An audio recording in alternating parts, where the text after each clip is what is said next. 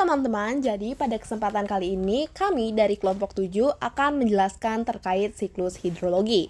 Sebelum itu kami akan memperkenalkan diri terlebih dahulu. Nah, yang pertama yaitu saya, Nimade Areastiti, nomor absen 31, kemudian ada teman saya, Ana Agung Pranindya Ferarima, nomor absen 2, dan yang terakhir ada Nikade Via Julianti, nomor absen 27.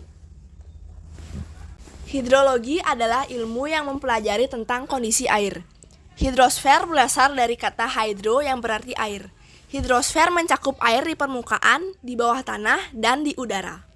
Air yang ada di bumi jumlahnya tetap dan selalu bergerak dalam satu lingkaran peredaran membentuk suatu siklus yang dinamakan siklus hidrologi, siklus air atau daur hidrologi. Siklus hidrologi tidak pernah berhenti dari atmosfer ke bumi dan kembali ke atmosfer melalui kondensasi, presipitasi, evaporasi, dan transpirasi. Nah, daur air dimulai dari panas matahari yang menyebabkan air laut mengalami penguapan atau disebut evaporasi. Begitu juga dengan tumbuhan yang mengalami penguapan melalui stomata yang disebut transpirasi. Nah, penguapan tersebut akan menyebabkan uap air naik ke atmosfer dan membentuk awan. Awan-awan tersebut kemudian berpindah karena ada perubahan suhu ataupun terbawa oleh angin. Lalu saat terkena udara dingin, awan akan mengalami kondensasi atau pengembunan dan terbentuklah tetesan-tetesan air. Tetesan air ini kemudian jatuh ke bumi. Hal ini disebut sebagai presipitasi. Air hujan kemudian akan mengalir yang disebut sebagai limpasan atau runoff. Jadi, air hujan yang mengalir di atas permukaan tanah akan meresap ke dalam tanah secara vertikal yang disebut sebagai infiltrasi. Nah, nanti air ini akan menjadi cadangan air yang berada di dalam tanah.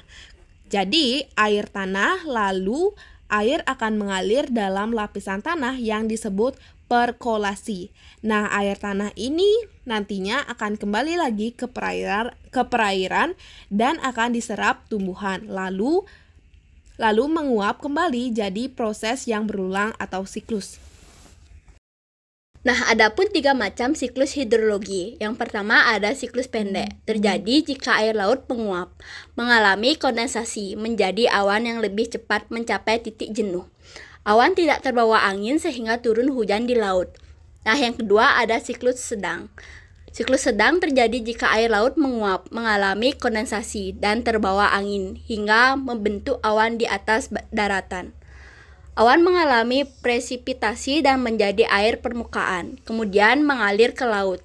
Nah, yang ketiga ada siklus panjang. Siklus panjang terjadi jika air laut menguap menjadi gas, kemudian membentuk kristal-kristal es di atas laut. Kristal-kristal es dalam awan dibawa angin menuju ke daratan, jatuh sebagai salju dan membentuk glacier atau lapisan es yang mencair. Kemudian masuk ke sungai lalu kembali ke lautan. Nah, kemudian ada ilmu yang mempelajari tentang air, yaitu yang pertama ada oceanografi, yaitu ilmu yang mempelajari tentang kelautan termasuk di dalamnya, mempelajari air laut. Nah, yang kedua ada glasiologi, adalah ilmu yang mempelajari tentang hal-hal mengenai es termasuk di dalamnya mempelajari glacier. Yang ketiga ada hidrologi, yaitu ilmu yang mempelajari tentang air di permukaan bumi dan di bawah permukaan bumi. Yang terakhir ada hidrometeorologi.